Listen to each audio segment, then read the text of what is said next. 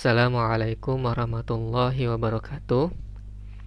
Pada pertemuan kali ini kita membahas tafsir maudhu'i dan muqarron. Pertemuan sebelumnya kita sudah membahas 4 metode dalam menafsirkan Al-Quran, yang mana sudah kita pelajari metode ijmali dan tahlili.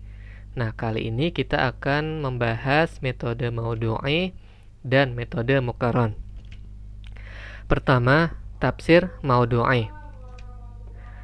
Metode tafsir maudhu'i atau disebut juga metode tematik, yaitu menghimpun ayat-ayat Al-Quran yang mempunyai maksud dan topik yang sama dan menyusunnya berdasar kronologi serta sebab turunnya ayat tersebut.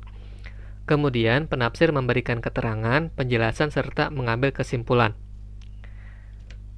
Jadi metode tafsir maudhu'i ini berbeda dengan ijmali dan tahlili, tidak berdasar urutan tertib mushaf dan tidak menafsirkan seluruh ayat Al-Quran, melainkan hanya mengumpulkan ayat dengan tema tertentu.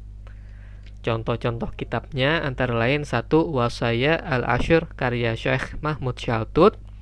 Yang kedua ada tema-tema pokok Al-Quran karya Fazlur Rahman. Dan yang ketiga pada gambar di samping yaitu kitab atau buku Wawasan Al-Quran karya Quraish Shihab. Nah, mari kita lihat contoh tafsir maudhu'i dalam buku Wawasan Al-Quran karya Quraish Shihab. Nah, pertama kita lihat pada daftar isinya menggunakan tema-tema. Ada tema manusia, perempuan, masyarakat, ada tema ekonomi. Nah, mari kita lihat pada tema ekonomi. Jadi ketika membahas tema ekonomi, Quraish Shihab dalam bukunya Wawasan Al-Quran pertama memberikan dahulu pengantar mengenai ruang lingkup ekonomi. Nah, barulah kemudian mengumpulkan ayat-ayat Al-Quran yang berhubungan dengan ekonomi. Di sini ada An-Nisa ayat 5, ada Al-Baqarah ayat 282 dan seterusnya. Kemudian memberikan penjelasan dan kesimpulan-kesimpulan. Nah, itulah contoh tafsir maudhu'i. Kemudian kita lihat kelebihan dan kelemahan tafsir maudhu'i. Kelebihannya yang pertama, memberikan pemecahan terhadap permasalahan hidup praktis sesuai perkembangan zaman. Yang kedua, jalan terbaik dalam merasakan fashohah dan balaghah Al-Quran. Yang ketiga, lebih tuntas, lebih mendalam, dan lebih terbuka dalam membahas masalah. Kemudian kelemahannya yang pertama, banyak melibatkan pemikiran dalam penafsiran atau disebut bil ra'yi. Yang kedua, hanya menafsirkan satu aspek saja dalam membahas ayat. Nah, itulah pembahasan mengenai tafsir maudhu'i. Sekarang kita masuk tafsir muqarron.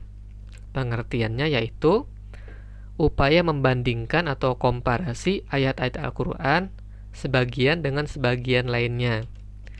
Nah, jadi tafsir muqarron ini membandingkan ayat yang memiliki kesamaan redaksi atau ayat yang memiliki perbedaan ungkapan tetapi dalam satu maksud.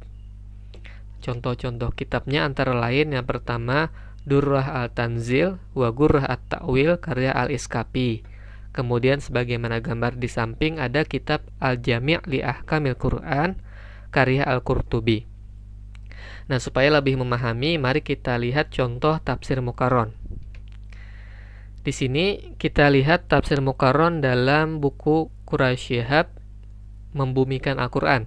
Sebenarnya bukunya bukan kitab tafsir muqarron, tetapi di dalamnya ada membahas tentang salah satu contoh tafsir muqarron supaya lebih mudah memahami. Jadi kita bahas pada buku ini. Jadi pada buku itu Quraish Shihab membandingkan antara surah Al-Imran ayat 126 dengan Al-Anfal ayat 10. Nah, jadi bisa kita lihat bahwasanya kedua ayat ini bisa dibilang memiliki redaksi yang sama. Akan tetapi ada beberapa perbedaan. Antara lain pada Ali Imran terdapat kata lakum, sedangkan pada Al-Anfal tidak ada. Atau di Al-Anfal setelah walita tumainna ada bihi, sedangkan pada Ali Imran tidak ada. Nah, setelah dibahas ternyata mengapa ada perbedaan redaksi, bahwasanya kedua ayat ini sama-sama membahas janji Allah untuk memberikan bala bantuan dalam perang, yaitu turunnya malaikat. Nah, kenapa berbeda? Ternyata pada surah Ali Imran 126, ayat ini turun ketika dalam konteks perang Uhud. Jadi Allah berjanji memberikan bantuan, akan tetapi ternyata pada saat perang itu banyak sahabat yang tidak melaksanakan perintah Nabi. Karena itu bantuan malaikat itu tidak jadi datang, sehingga umat muslim kalah dalam peperangan. Nah, sedangkan dalam surah Al-Anfal ayat 10 konteksnya adalah terjadi pada saat perang Badar. Nah, pada saat itu bala bantuan Allah berupa malaikat benar-benar datang sehingga umat Islam menang dalam peperangan itu. Nah, itulah yang membedakan perbedaan sedikit redaksi antara dua ayat ini karena berbeda dalam konteks turunnya ayat. Nah, itu adalah salah satu contoh pembahasan dalam tafsir Mukarron. Sekarang kita lihat apa kelebihan dan kelemahan tafsir Mukarron. Kelebihannya yang pertama, memberikan wawasan penafsiran yang lebih luas. Yang kedua, membuka pandangan untuk bersikap toleran terhadap perbandingan dalam menafsirkan Al-Quran.